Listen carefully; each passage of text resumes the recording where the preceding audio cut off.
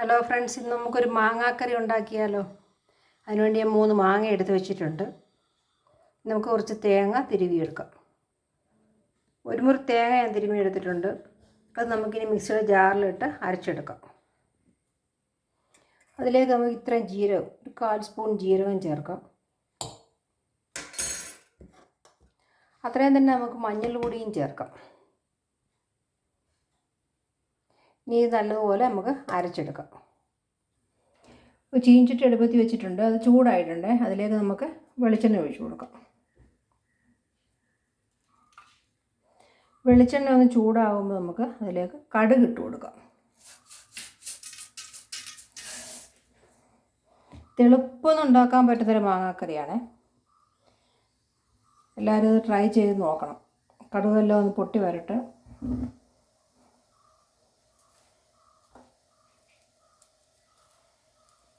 കടുക് പൊട്ടിയിട്ടുണ്ട്. അതിലേക്ക് നമുക്ക് കറിവേപ്പില ഇട്ട് കൊടുക്കാം. അല്ല, കുറച്ച് ചുമന്നുള്ളി അരിഞ്ഞ് വെച്ചിട്ടുണ്ട്, അത് നമുക്ക് ഇട്ട്.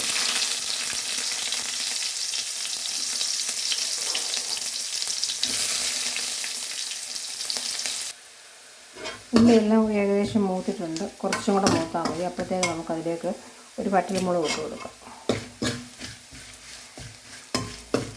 ഈ സമയം കൊണ്ട് നമുക്ക് മാങ്ങയൊന്ന് ശരിയാക്കിയെടുക്കാം. 3 മാങ്ങ നമ്മൾ എടുത്ത് വെച്ചിരിക്കുന്നത്. 3ൻ്റെ തൊലി കളഞ്ഞ് വെച്ചിട്ടുണ്ട്. അതിനെ ഒന്ന് ഞെരടിയെടുക്കാം. അത് നല്ലതുപോലെ ഒന്ന് ഞെരടി അതിൻ്റെ നീര് നമുക്കെടുക്കാം.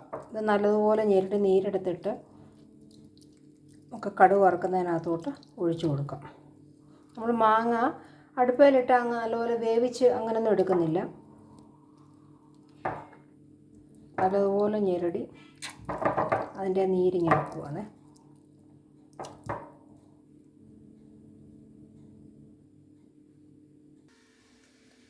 കടുക് വറുത്തിരിക്കുന്നതിനകത്തോട്ട് നമുക്ക് ശകലം ഒരു അല്പം മുളക് പൊടി ഇട്ട് കൊടുക്കാം. ഇതിലേക്ക് നമുക്ക് അരച്ച് വെച്ചിരിക്കുന്ന തേങ്ങ ചേർത്ത് കൊടുക്കാം.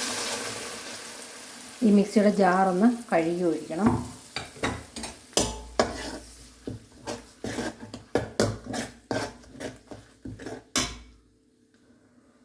ഇതിലേക്ക് ആവശ്യത്തിന് ഉപ്പ് നമുക്ക് ചേർത്ത് കൊടുക്കാം. ഉപ്പ് ഞാനൊരു ചെറിയ സ്പൂണിന് 1 സ്പൂൺ ഉപ്പ് ചേർക്കുന്നുണ്ട്. തേങ്ങ തിളച്ച് പോകരുത്. തേങ്ങ ജസ്റ്റ് ചൂടായാൽ മാത്രം മതി.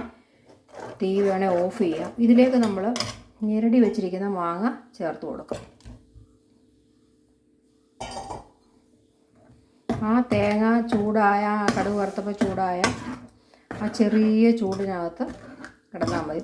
മാങ്ങ അത്രയും വേവിച്ചാൽ മതി. ഇതിന് നമ്മൾ തൊട്ട് നോക്കിയിട്ട് നമുക്ക് പുളി ഇല്ല എന്ന് വരികിൽ ഇതിന് ചിലപ്പോൾ തൈരൂടെ ചേർക്കാം. ഇല്ല എന്ന് വരികിൽ ഇത് തന്നെ മതിയെങ്കിൽ ഇങ്ങനെയും കൂട്ടാം. ഇല്ലെങ്കിൽ നമുക്ക് തൈര് ചേർക്കാം. ഞാനതിലേക്ക് കുറച്ച് തൈരും കൂടെ ചേർക്കുന്നുണ്ട്. മാങ്ങയ്ക്ക് ഭയങ്കര മധുരം, ഒട്ടും പുളിയില്ല. അതുകൊണ്ട് ഞാൻ ഇച്ചിരി തൈരും കൂടെ ചേർക്കുന്നുണ്ട്. നമുക്കെല്ലാം കൂടെ ഒന്ന് യോജിപ്പിക്കാം.